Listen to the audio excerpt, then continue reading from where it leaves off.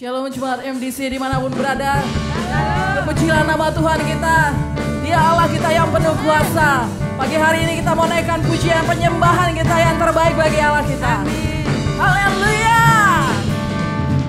Tak pernah ku ragu akan kesetiaan-Mu. Kau pegang hidupku Tuhan. Kau pegang hidupku. Sepenuh jiwaku, ku yakin dan percaya.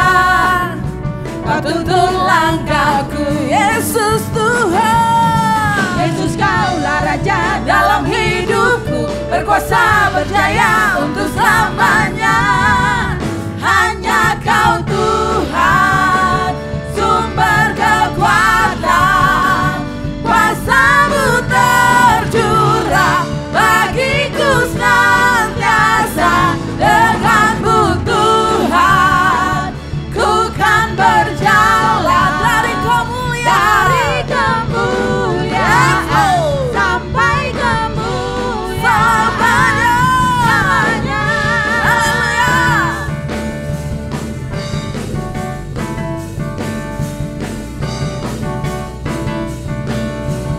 Thank you Jesus. Tak pernah ku ragu akan kesetiaan-Mu. Kau pegang hidupku, yes Jesus. Sepenuh jiwaku, ku yakin dan percaya. Kau tuntun langkahku, Yesus Tuhan. Yesus Kaulah Raja dalam hidupku, berkuasa berjaya untuk selamanya. Hanya Kau Tuhan, sumber kekuatan. Kuasa-Mu tercurah bagiku senantiasa. Tuhan, ku kan berjalan dari kemuliaan sampai kemuliaan selamanya.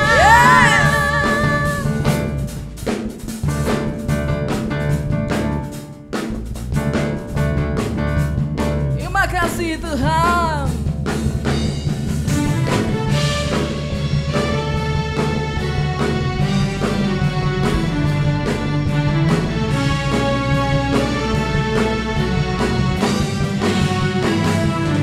Yesus Kaulah Raja dalam hidupku, berkuasa berjaya untuk selamanya. Yesus Kaulah Raja dalam hidupku, berkuasa berjaya untuk selamanya. Hanya Kau Tuhan, sumber kekuatan. Kuasa-Mu tercurah bagiku senantiasa. Dengan-Mu Tuhan, bukan berjalan dari kemuliaan sampai kemuliaan selamanya.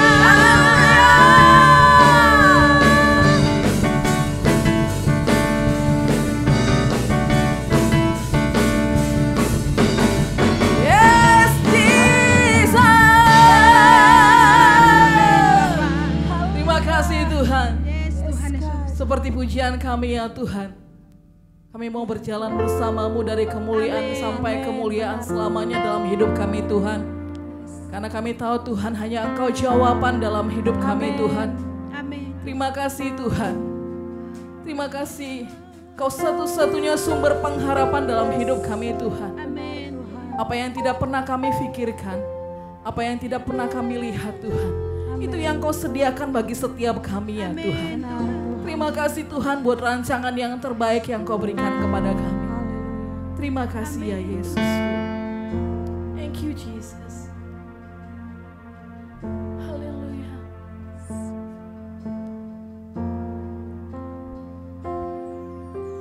Meskipun tak ku mengerti apa yang ku alami, namun ku yakin Tuhan punya rancangan terbaik. Pertolonganmu datang darimu, Yesus yang ku percaya.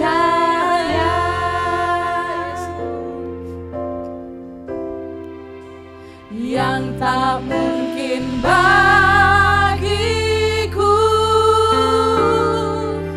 semua mungkin bagimu.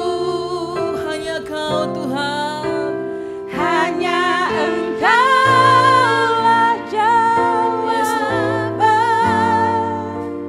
hidupku.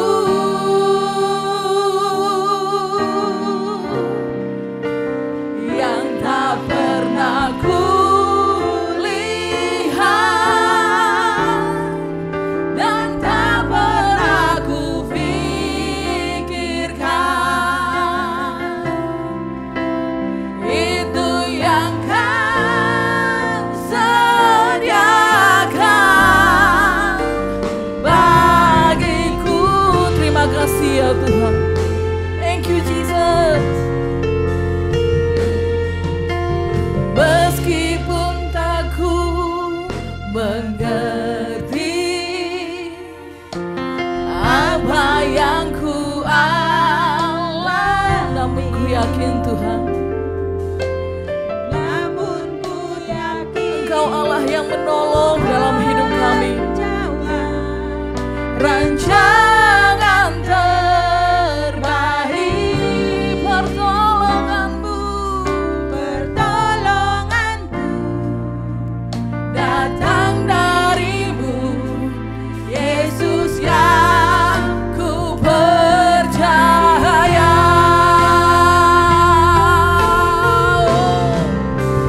Yang tak mungkin bagiku,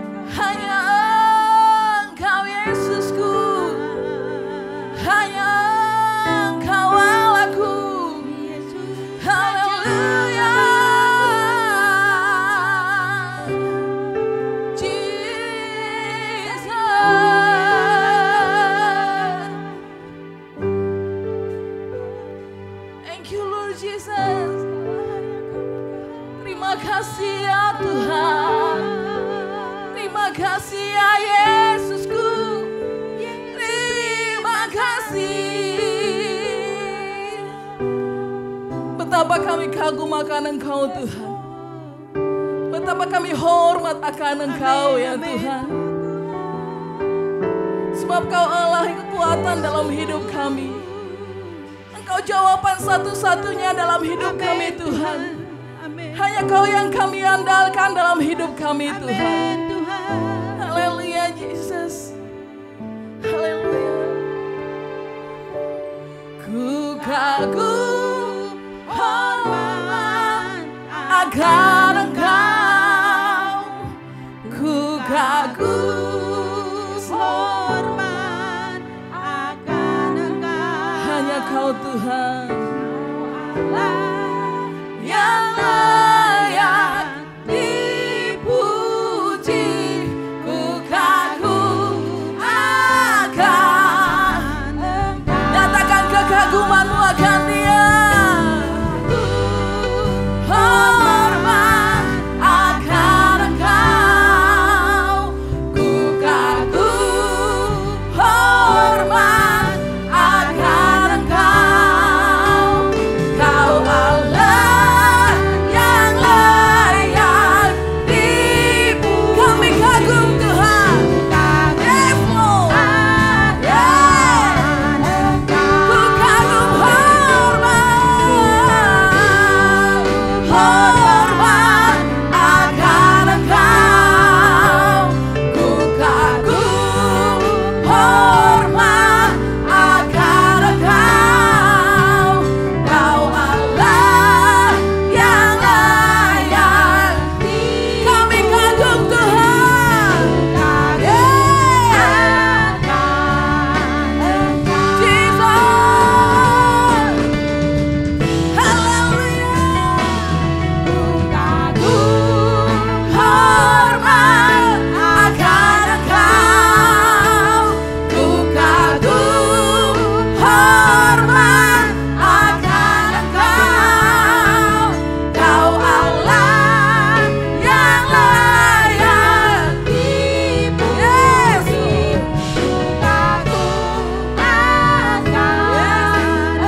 Kau Allahku, Kau Allah yang layak dipuji. Ku kagum akan Engkau. Hanya Kau yang layak Tuhan.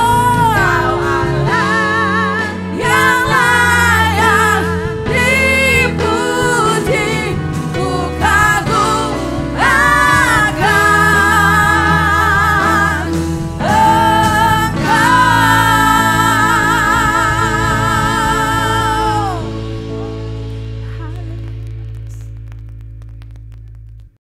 Selamat hari Minggu, selamat berjumpa kembali di dalam ibadah online MDC Batam.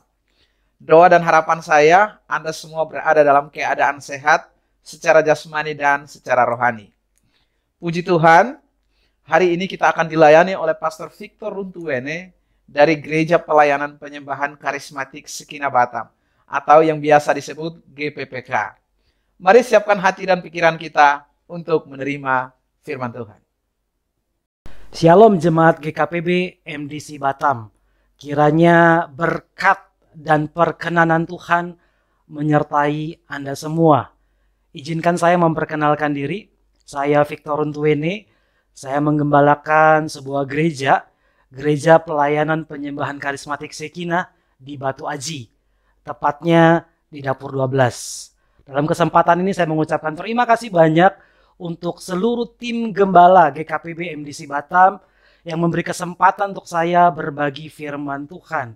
Ini adalah sebuah sukacita buat saya, kegembiraan, karena tiap-tiap kesempatan untuk membagikan firman Tuhan bagi saya adalah kesempatan yang berharga.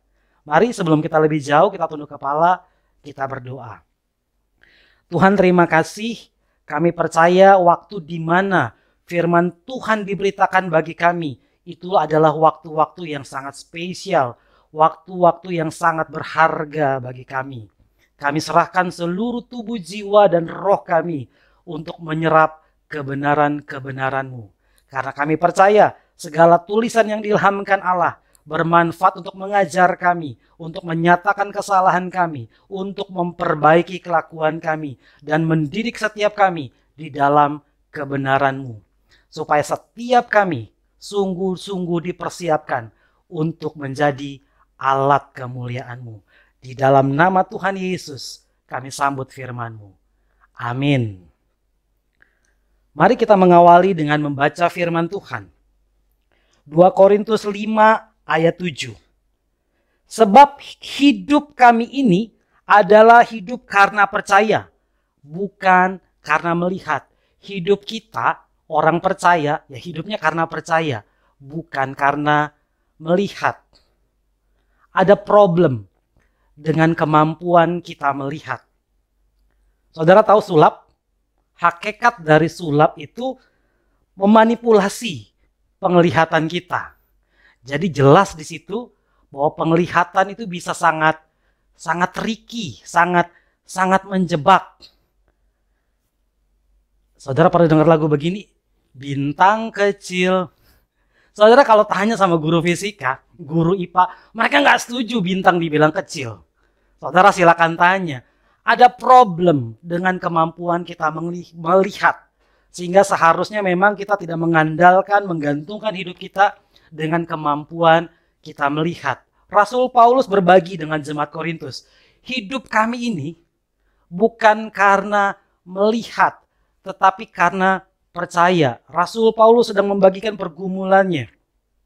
Sementara kita hidup di dunia ini, kita tergoda untuk hidup mengandalkan apa yang kita lihat. Padahal sementara itu ada pengharapan nanti, pengharapan surga, pengharapan kehidupan yang kekal yang belum terlihat. Untuk sampai di sana selama menjalani kehidupan di dunia, Rasul Paulus bilang supaya kita sampai kepada pengharapan itu, hidup kita seharusnya hidup karena percaya, bukan hidup karena melihat. Amin.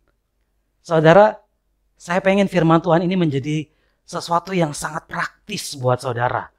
Jadi izinkan saya konsep hidup karena percaya bukan karena melihat, saya paralelkan dengan sebuah kisah di kitab Injil tentang wanita yang mengalami pendarahan selama 12 tahun.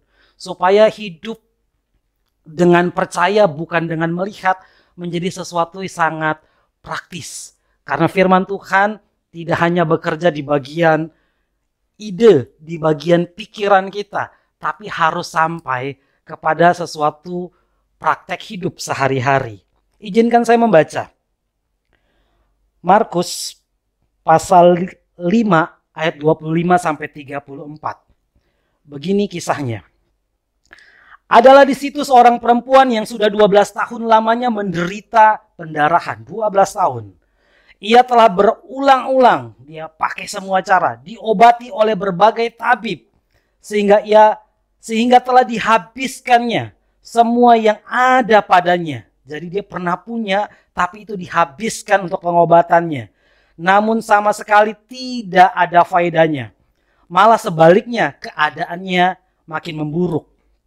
Dia sudah mendengar berita tentang Yesus. Berita tentang siapa? Tentang Yesus. Dia sudah mendengar berita-berita tentang Yesus. Kita tahu iman timbul dari pendengaran. Maka di tengah-tengah orang banyak itu ia mendekati Yesus dari belakang dan menjamah jubahnya. Sebab katanya, asal ku jamah saja jubahnya, aku akan sembuh. Ayat 29.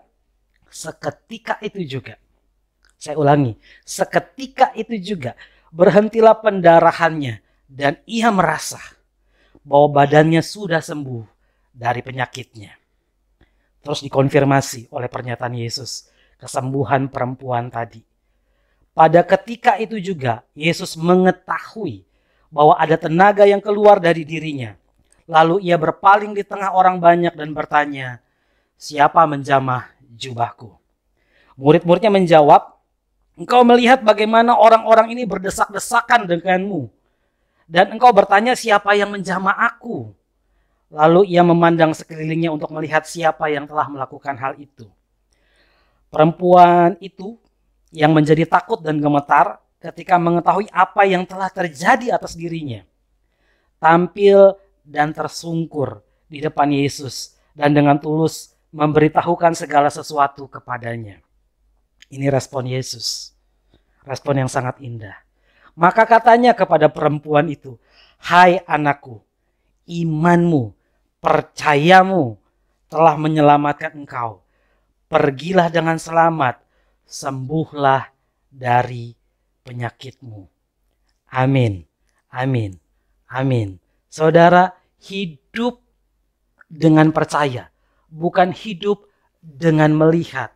Harus menjadi sesuatu yang praktikal di dalam kehidupan kita. Saya memparalelkan konsep Paulus, hidup dengan iman, hidup dengan percaya, dengan kisah perempuan yang mengalami 12 tahun pendarahan. 12 tahun saudara. Ini bukan 3 hari 4 hari. Bukan seminggu 2 minggu. Tetapi 12 tahun. Dua hal, saya akan bagikan 2 hal saja secara singkat. Hidup karena percaya bukan karena melihat bagaimana bisa menjadi sesuatu yang praktis dalam hidup kita. Yang pertama saya mau bagikan dari ayat 27. Markus pasal 5 saya baca lagi. Dia sudah mendengar berita-berita tentang Yesus. Maka di tengah-tengah orang banyak itu ia mendekati Yesus dari belakang. Mendekati Yesus dan menjamah jubahnya. Dia mendengar, dia percaya, dia bertindak. Saudara, prinsip pertama yang saya mau bagikan adalah pegang apa yang kita percayai. Percaya itu harus jadi tindakan. Tapi dia nggak akan pernah jadi tindakan kalau kita nggak pernah benar-benar pegang apa yang kita percaya. Sekali lagi, iman harusnya berbuah dalam tindakan hidup kita. Tapi sebelum itu terjadi, ada bagian penting yang saya mau share di poin pertama. Yaitu pegang sungguh-sungguh apa yang kita percaya. Perempuan tadi mendengar kisah tentang Yesus yang menyembuhkan. Tetapi saudara tahu, ketika dia berusaha menemui Yesus, antara dia dan Yesus ada begitu banyak hal yang menghalangi. Status sosial, dia perempuan, Yesus laki-laki. Di zaman itu, di budaya itu, bukan sebuah kelaziman interaksi langsung antara laki-laki dan perempuan. Dan yang mengelilingi Yesus seluruhnya bisa dipastikan itu laki-laki. Jadi untuk punya tekad menerobos sampai kepada Yesus, sampai akhirnya dia bertindak menjamah jubah Yesus, itu merupakan tindakan iman. Tetapi tindakan itu nggak akan terjadi kalau dia nggak benar-benar pegang. Pegang apa yang kita percaya. Karena waktu kita mau mewujudkannya, ada banyak hal yang akan menggoda kita untuk berhenti. Ah sudahlah, jangan dilanjutkan. Ada begitu banyak orang. Ada banyak ketidakpantasan di antara dia dan Yesus. Dia bisa saja berhenti. Tapi karena dia sungguh-sungguh memegang apa yang kita percaya, dia sampai kepada tindakan menjamah tubuh Yesus. Poin pertama, pegang saudara apa yang saudara percaya. Jangan sampai lepas. Doa itu saudara adalah ekspresi orang percaya. Tapi seringkali begitu kita amin, buka mata, kita kembali hidup dengan apa yang kita lihat. Bukan hidup dengan apa yang kita percaya. Kita berdoa untuk keuangan kita. Tutup mata. Amin, buka mata, cek saldo ATM.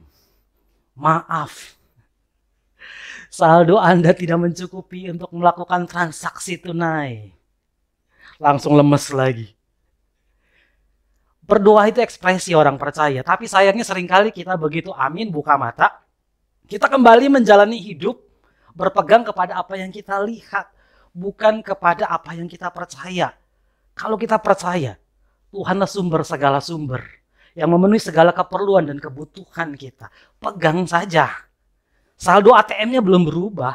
Tapi percayanya harus dipegang.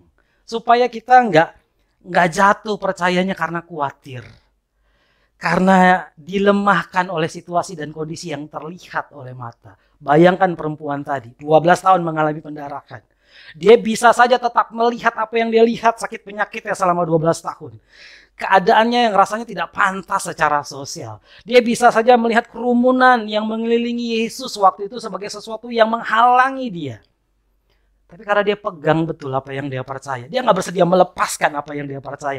Dia dengar kok. Dia dengar bahwa Yesus menyembuhkan. Dan apa yang dia dengar itu dia percaya. Bukan cuma sekedar dipercaya. Dia pegang. Dia pegang. Dia gak melepaskannya sedikit pun. Tantangan dia butuh mendesak.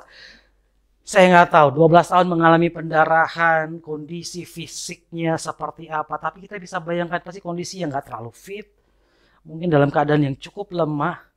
Tapi karena dia memegang sungguh-sungguh apa yang dia percaya. Diterobos loh, diterobos. Saudara lihat kekuatan orang yang memegang apa yang dia percaya. Melampaui kemampuan-kemampuan alamiahnya. Dia terobos kerumunan itu. Dia jamah jubah Yesus. Ini poin yang penting. Hidup karena percaya, bukan karena melihat. Itu sebuah konsep rohani yang sangat dasar. Supaya itu menjadi sangat praktis. Dan berbuah menjadi tindakan-tindakan percaya. Tindakan-tindakan iman yang nyata. Ingat ini. Setiap kali kita percaya. Pegang terus apa yang kita percaya. Pertahankan apa yang kita percaya. Karena akan ada banyak hal. Yang membuat rasanya percaya kita jadi jatuh. Akan ada banyak kejadian. Rasanya percaya kita seperti ditarik mundur. Situasi atau manusia siapapun, saya mau bilang begitu. Jangan membiarkan percaya kita jadi jatuh, jadi ditarik mundur.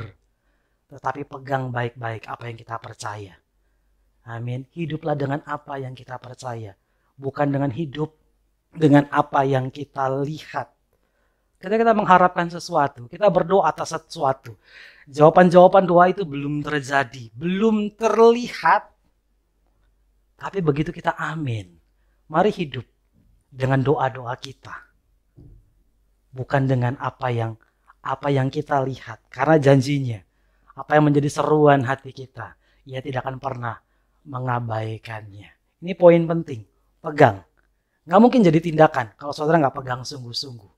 Karena akan ada banyak kejadian.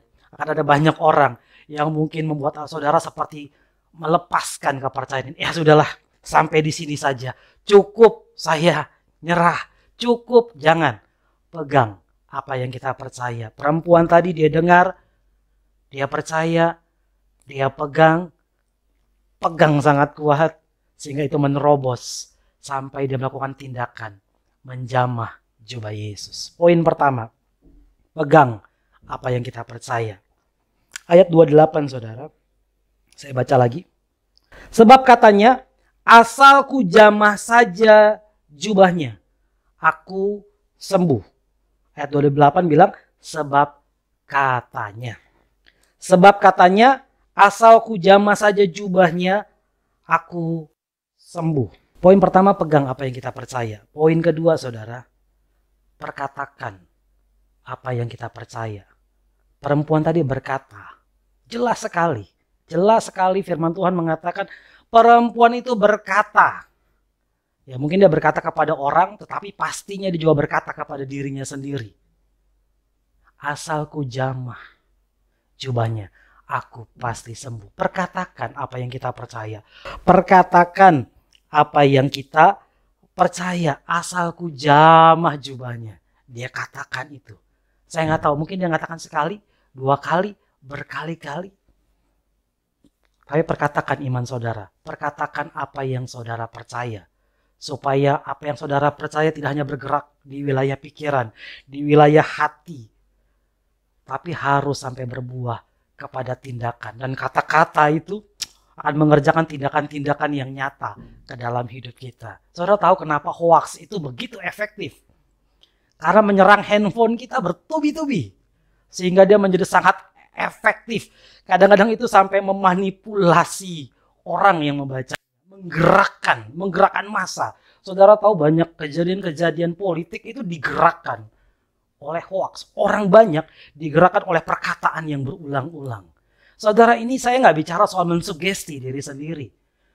Tapi kalau saudara percaya, saudara mengatakan apa yang saudara percaya. Sampai saudara sendiri mendengar orang-orang di sekitar saudara bilang amin untuk apa yang saudara katakan tentang apa yang saudara percaya.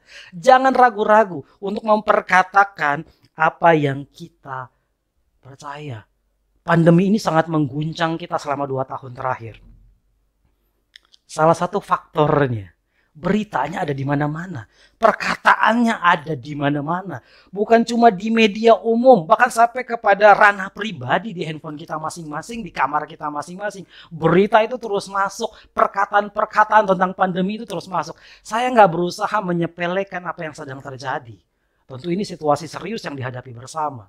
Tetapi pengulangan-pengulangan, perkataan-perkataan tentang pandemi itu memperbesar, mungkin jauh lebih besar dari apa yang sebenarnya kita hadapi. Tiap-tiap kita punya problem, tiap-tiap kita punya persoalan. Seringkali kesaksian yang sering muncul dari kata-kata kita, betapa hebatnya masalahku, betapa besarnya yang sedang kuhadapi. Tapi perempuan ini memilih memperkatakan apa yang dia percaya. Asal ku jama jubahnya, aku akan memperoleh kesembuhan. Mungkin ini waktunya. Kita nggak membesar-besarkan lagi apa yang sedang kita hadapi. Kita nggak membesar-besarkan lagi masalah yang sedang kita gumuli. Mungkin ini waktunya kita nyatakan saja iman kita. Tuhanku sanggup, Tuhanku mampu, Tuhanku memulihkan, Tuhanku menyediakan segala sesuatu, Tuhanku menyertaiku.